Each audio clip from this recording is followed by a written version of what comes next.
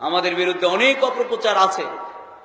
আমাদের কখনো কখনো কেউ আমাদের চামড়া দিয়ে জুতা বানাতে চায়, কেউ আমাদের রক্ত খাইতে চায়, কেউ বলে সকাল বিকাল নাস্তা করতে চায়। কিন্তু ভালো খবর হইল, যারা আমাদেরকে দিয়ে নাস্তা করার স্লোগান একসময় আমাদের বন্ধু ছাত্র সংগঠন, সবচেয়ে বেশি জাসদ ছাত্রলীগ, ছাত্র ইউনিয়নের ভাইয়েরা দিয়েছিলেন, আজকে আমরা নাস্তা খাওয়ার জন্য অনেকেই তৈরি হয়েছি। নাস্তা খাওয়ার মানুষগুলোকে আর বাংলাদেশের কোনো জায়গায় খুঁজে পাওয়া যায় না। যারা ছাত্র শিবিরের নাস্তা খাওয়ার জন্যে, যারা ছাত্র শিবিরকে নিঃশেষ করে দেওয়ার জন্য যারা প্রচেষ্টা চালাচ্ছেন, আমরা তাদেরকে বলবো, আমরা এই পৃথিবীর এমন এক অস্ত্র আমাদের কাছে আছে। এই অস্ত্রের শব্দ উচ্চারণ করার সাথে সাথে আমার রাজশাহী বিশ্ববিদ্যালয়ের কথা মনে হয়। আমি যখন রাজশাহী বিশ্ববিদ্যালয়ের সভাপতি, আমার বিশ্ববিদ্যালয়ের ভাইস চ্যান্সেলর একদিন আমাকে খুব একান্তভাবে ডেকে বললেন, বাবা তোমাদের সবাই ভয় পায় কেন বলো তো? আমি বললাম যে কেন ভয় পায় তা তো আমি জানি না। বলছে না, তুমি আজকে আমাকে এটা একটু বলে দাও কেন ভয় পায়। তখন আমি বললাম যে দেখেন আমাদের স্যার, আমাদের ছেলেরা কেন ভয় পায়? বলছে না, তোমাদেরকে সবাই ভয় পায়। তখন আমার সাথে সাথে বুখারী শরীফে সে হাদিসটির কথা মনে হয়েছে। আমি বললাম, স্যার ভয় পায় আমাদের কাছে এমন একটা অস্ত্র আছে, এই অস্ত্র আর কারো কাছে নেই। বলছে স্যারের করে চোখ মুখ খুব খুশি হয়ে গেছে, যা যাক ছেলেটা সহজ সরল, আজকে রাজশাহী বিশ্ববিদ্যালয়ে কি অস্ত্র আছে বলে যাবে, খুব খুশি হয়ে গেছে। আমি বললাম, স্যার আমাদের কাছে একটা অস্ত্র আছে, এটা কারো কাছে নেই। বলছে বাবা কি সেটা? সবাই ভয় পায় তোমাদের। আমি বললাম যে আপনি একটা হাদিস বলি আগে স্যার। হাদিসটা হচ্ছে, যারা আল্লাহকে ভয় করে এই পৃথিবীর সব মানুষ তাদেরকে ভয় করে, আর যারা মানুষকে ভয় করে এই পৃথিবীর সব মানুষ গেলে তাদেরকে ভয় দেখা।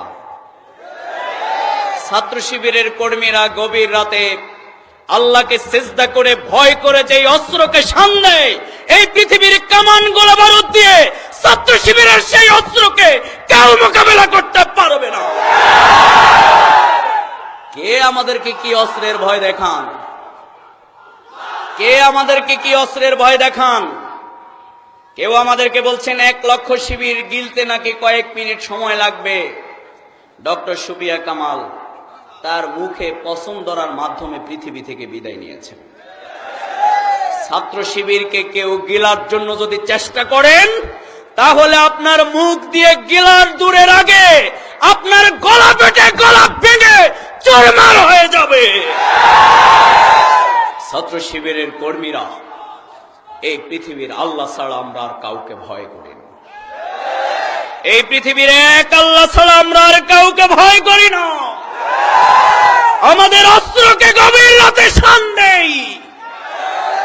সুতরাং আমি ছাত্র শিবিরের কর্মীদেরকে রাসূল করিম সাল্লাল্লাহু আলাইহি সাল্লামের চেতনার আলোকে নিজেদেরকে তৈরি করার মাধ্যমে আগামী দিনে রাসূল করিম সাল্লাল্লাহু আলাইহি সাল্লাম যে লোকটি তার হাতে সামান্য পরিমাণ আঘাতপ্রাপ্ত হয়েছিলেন, সেই লোকটির পাশে দাঁড়িয়ে যেমনি বলেছিলেন, তুমি আজ সমপরিমাণ প্রতিশোধ আমার থেকে গ্রহণ করো।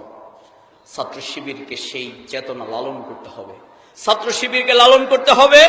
আমাদের প্রতিপক্ষ আমাদের জন্য এই পরিস্থিতি যত কঠিন করুক না কেন, ছাত্র শিবিরের কর্মীদেরকে তার রাসূল করিম সাল্লাল্লাহু আলাইহি সাল্লামের সেই আদর্শকে ধারণ করে নিজেদেরকে তৈরি করতে হবে।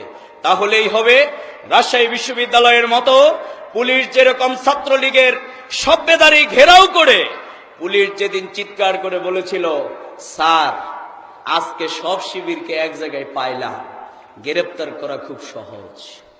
সেদিন পুলিশের ভাইয়েরা এক এক করে ছাত্র শিবিরকে গ্রেপ্তার করার জন্য উল্লসিত হয়ে যখন এক এক করে মসজিদে গিয়ে হাজির হয়েছিল, সব শিবির কোথায়?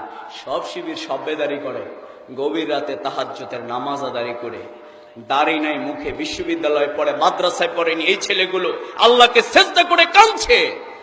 পুলিশ অফিসার গিয়ে বলছেন, স্যার সবাই দেখি একসাথে কাঁদে, সম্ভবত অস্ত্র প্রশিক্ষণ দিতে গিয়ে কেউ মারা গেছে।